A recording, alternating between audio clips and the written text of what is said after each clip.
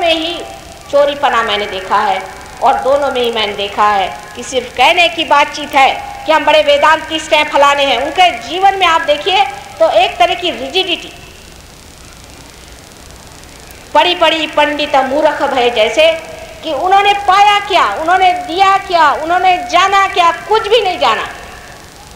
और क्योंकि आज वो जीवित नहीं है, आज वेद समझाने वाले जीवित नहीं हैं, इसलिए इनको वेद वाले अच्छे लगते हैं। जब श्री राम आए तो लोगों ने कहा भाई हम तो तुमको नहीं मानते, तुमसे पहले परशुराम आए थे उनको हम मानते।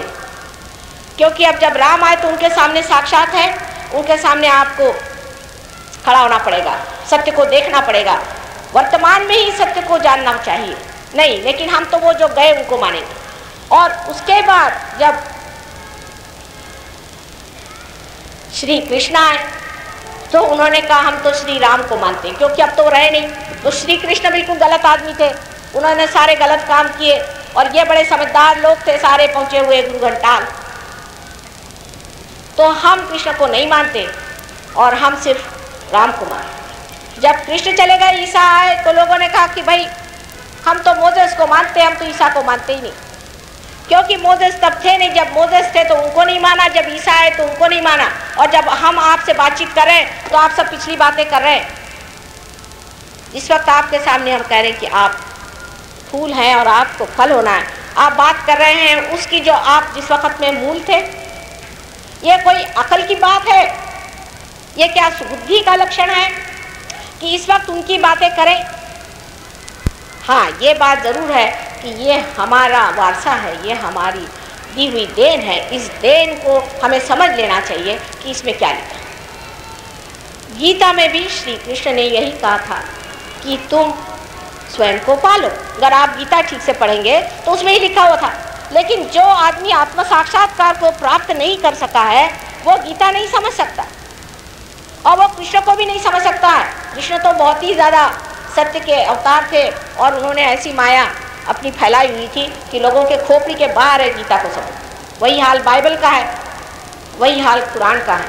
मोहम्मद साहब ने कुरान में साफ कहा है कि जब उत्थान का समय आएगा उस वक्त तुम्हारे हाथ बोलेंगे, और आज आप जानते हैं आपके हाथ बोल रहे हैं महामेधा।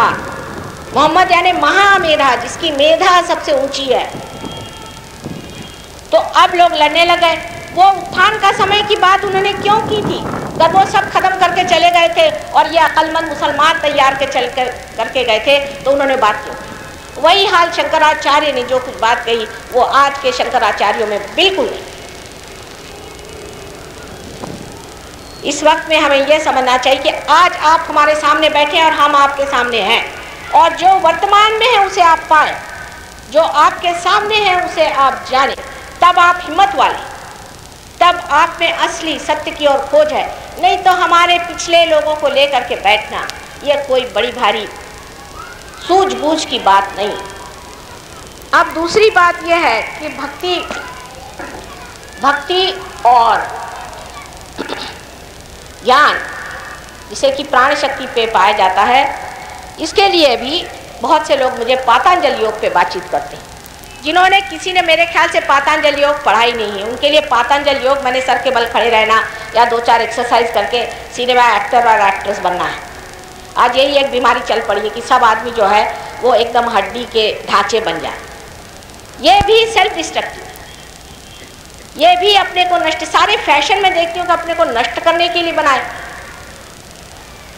और इस तरह की ये जो चीज़ चल पड़ी है कि हम अपने शरीर के और इतना चित्त दें, इसीलिए हम आसन करें। इसमें पातंजल योग का इतना सा भी हिस्सा नहीं है, क्योंकि ये तो अष्टांग योग है। उसमें से एक छोटा सा हिस्सा यमन यमादि है, उसमें से बहुत छोटी सी बात। और पातंजल योग में ये साफ बताया है कि ऋतंभरा प्रज्ञा को जानना चाहिए। आप अगर पढ़ते ही नहीं हैं तो मैं उसे क्या करूं? अगर आप पातंजल योग को पूरी तरह से पढ़ें तो जिस ऋतंभरा प्रज्ञा का उन्होंने वर्णन किया वही आप जान रहे हैं। फर्क इतना ही है कि पातंजल उस वक्त धीरे धीरे एक आदमी को ले करके उसकी स्वच्छता करके और उसे पार कराते थे, लेकिन आज हजारों लोग पार हो रहे हैं। अगर हो रहे हैं तो उसमें बुराई क्या? हमेशा वृक्ष पे 1-2 ही फूल पहले लगते हैं और फिर हजारों वृक्ष लगते हैं।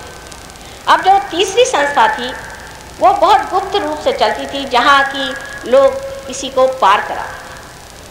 हिंदुस्तान में क्या कहीं भी ये संस्था बहुत ही गुप्त रूप से चलती थी। मैंने एक जैन के जो मुख्य थे उनसे पूछा कि भाई तुम तो पार नहीं हो तो तुम अपने को जैन कैसे कहते हो? कि जैन का तो मतलब है जिसने जाना है, जो ज्ञानी है। अब नाम तो ज्ञानी और अंदर में कुछ कुंडलिनी जो है सोई हुई है, तो ऐसे आदमी को कैसे ज्ञानी कहा जाए? लेकिन वो तो जैन है। तो मैंने कहा साहब आप कैसे अपने को जैन कहते हैं? तो वो कहने लगे कि साहब 6th सेंचुरी से ले करके सिर्फ 8th सेंचुरी तक हमारे यहाँ 26 कश्यप हो गए, हमारे रियलाइज सोल्स हो गए, उससे बाद से कोई नहीं हुआ, तो मैं कहाँ से हुआ? तो मैंने कहा कम से कम तुम जैन तो मत सिखाओ, पहले रियलाइजेशन ले लो फिर सिखाओ। पहले वो बड़ा कठिन है, दुर्गम है। मैंने कहा बहुत सुगम है। यही बात हर एक की है कि वो ये नहीं जानते कि आपको किसी के बारे में बातचीत करने का भी अधिकार तभी होगा जब आप आत्म साक्षात्कार के प्रकाश में बैठे हैं। नहीं तो जो देखो वही धर्म की बात करता है। धर्म के अंदर 2 अंग मैंने आपसे बताया कि भक्ति और ज्ञान के, और उसके अंदर जो गुप्त रूप से दोनों को जोड़ने वाला मध्य मार्ग था, जिसे कि बुद्ध ने बताया कि मिडिल पाथ, और जिसे महावीर स्वामी ने बहुत विशद रूप से बताया है कि सम्यक ज्ञान होना चाहिए। ये जो मध्य मार्ग था ये इस महाराष्ट्र में भी अनादि काल से चलता रहा, जबकि मच्छिंद्र नाथ आदि नाथ लोग यहाँ आए और इन्होंने बहुत ही गुप्त रूप से बहुत थोड़े लोगों को अवधूत बनाने का प्रयत्न किया और करते रहे। उससे पहले आदिनाथ आदि लोग हो गए। पार्श्वनाथ के भी सर पे आप देखिए कुंडलिनी दिखाई देती, लेकिन महावीर को मानने वाले लोग ये कभी नहीं सोचेंगे कि ये कुंडलिनी है। वो सांप जैसे जो उनके ऊपर है वो है क्या चीज़, इसको वो कभी सोचेंगे नहीं। वो तो सोचेंगे महावीर जी बस वो कपड़े उतार के घूमते थे। वो तो एक क्षण भर के लिए उनसे कपड़ा फट गया था और आधा कपड़ा एक रास्ते में, ऐसा कहते हैं कि कृष्ण ने उनकी परीक्षा ली थी तो उसको उन्होंने दे दिया क्योंकि वो बिल्कुल ही नग्न था। और एक क्षण भर के लिए उसके बाद वो चले गए अपने राजमहल में, उन्होंने कपड़े पहन लिए। लेकिन वो क्षण ही हमारे जैन लोगों के लिए विशेष हो गया है और उनका रात दिन इस तरह से नग्न करके उनका अपमान कर रहे हैं। इस तरह की हर तरह की अपमानजनित घटनाएं अपने देश में सारे साधु संतों के लिए होती रही है, एक ही के लिए नहीं। इसीलिए कभी लोग कहते हैं कि ज्ञानेश्वर ने समाधि क्यों ले, उनका कार्य खत्म हुआ, उन्होंने कहा माँ तुम देखना आ करके इन लोगों को मैं तो भर पाया, जा करके वो समाधिस्थ हो। और करते क्या, और उनको लोग सताते, परेशान करते, तंग करते। एक एक आदमी की जीवनी पढ़ो तो लगता है कि ये संसार जो है ये सब राक्षसों से और दुष्टों से भरा हुआ है, जो कि साधु संत जो कि आपको प्रेम और शांति देने के लिए आए हैं, आपको आत्मा में उठाने के लिए आए हैं, उनको हमेशा डंडा लेकर के आप लोग मारने पे तुले हुए। आज सहयोग में जब आप जागरूक होंगे तब आप समझ सकते हैं कि ये चीज़ है क्या। यही एक गलती समझ लो हो गई कि उन दिनों में इतने लोग पार नहीं हो सकते थे क्योंकि समा नहीं था। लेकिन इसका मतलब ये नहीं कि अगर आप पार नहीं हो सकते तो आप राक्षस बन जाइए। आज वो समय आ गया है कि उन्होंने के पास, उन्होंने जो अपने रक्त इस भूमि पर डाले, जिन्होंने जो मेहनत की, उन्होंने जो कुछ किया है, उस सब की वजह से आज हमारे सामने इतने लोग बैठे हुए परमात्मा हो पाए। उन्होंने जो भोगा, जो तकलीफ़ें उठाई, उसके फलस्वरूप आज आ पाए। वो हमारे धर्म की बुनियाद, फिर वो जात के कोई हो, चाहे वो हाजी मलंग हो, चाहे वो निज़ामुद्दीन साहब हो, चाहे वो चिश्ती के बड़े भारी संत हों, और चाहे वो हमारे साईनाथ हो, कोई भी हो, लेकिन सब ने मेहनत करके और आप लोगों के ये प्रणाली तैयार की है। अब बैठे बैठे अपने अकल से आप नई नई बातें मत निकालिए।